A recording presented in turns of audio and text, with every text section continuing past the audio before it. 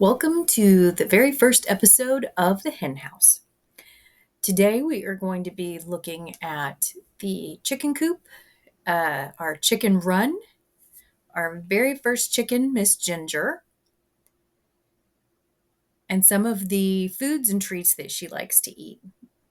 This will be the first video in our series, so there will be more to come. As you can probably tell, Priscilla and Lucky are quite interested in Miss Ginger. They do like to come down to the coop and the run now every day to check on her and see what she's up to. As you can probably tell by the video, my original plan was to use additional scrap wood I had from screening in my porch, as well as chicken wire. However, I realized early into the project I really didn't have enough wood to complete it. So instead, I went ahead and chose to purchase a chicken run off of Amazon. This is a 20-foot long, 10-foot wide, 6.5 feet tall run. It works great because it completely surrounds the chicken coop, which is where the hens will sleep at night.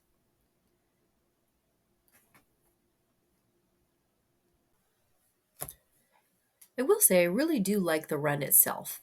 I think it's well made. I like that it snaps together. If it's not level, like when I'm dealing with on a hill, it does get a little difficult, but it is a great run.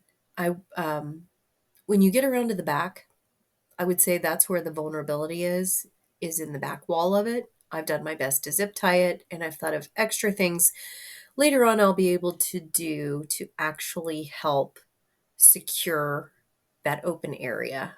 That is the one area I do worry about the most for predators and just for damage to the coop or the run.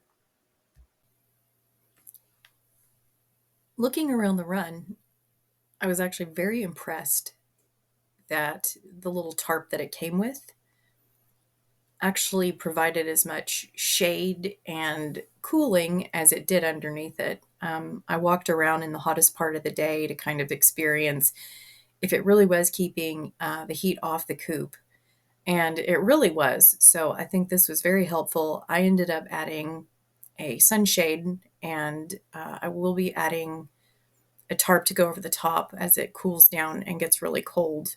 But this is a well-made run, and it actually does really well at keeping a lot of the heat off of the coop, which helps a lot.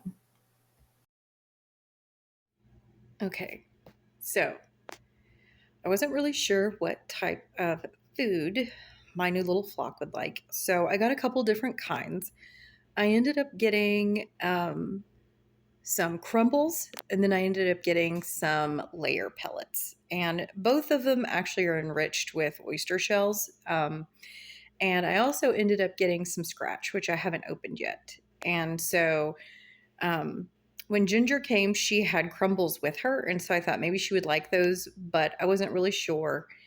And she didn't seem to be a huge fan of it. But when I started putting the little pellets out, I noticed she went right to them and started pecking at them. So I went ahead and fed the wild birds the crumble out of the container or out of her feeder, and then added some pellets. And then this is the water dish I use. I've got two of them, and I switch them out like right around 5 or 6 o'clock, the hottest part of the day, just to make sure she's got cool water in her coop until I get the run built, and then I can let her out. So far, this is what I've got. This is subject to change, of course, but we'll see. We'll see if I get more birds, if we need to have multiple types of feed, or we'll see how it goes.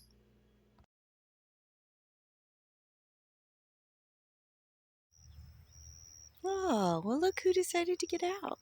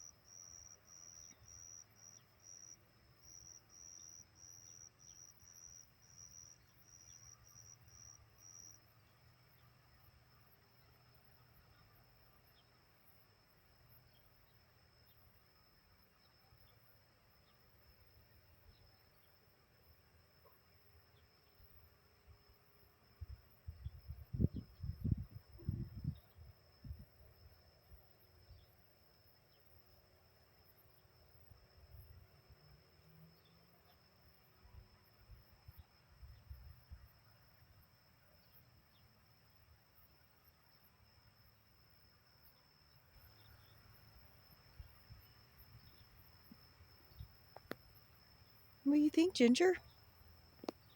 Not bad, huh?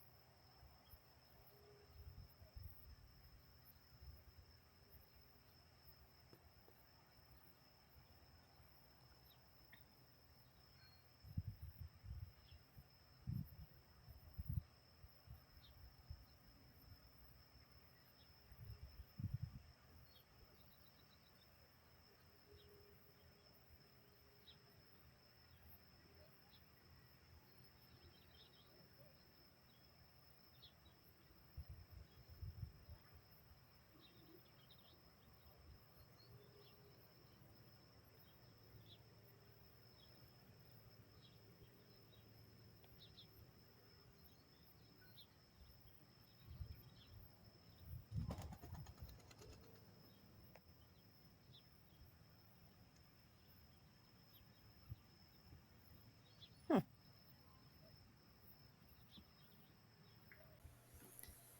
Well, that's it for our first episode of the Hen House. If you like the content, consider giving it a like or subscribe. And Ginger and I will see you next time. Thanks for stopping by.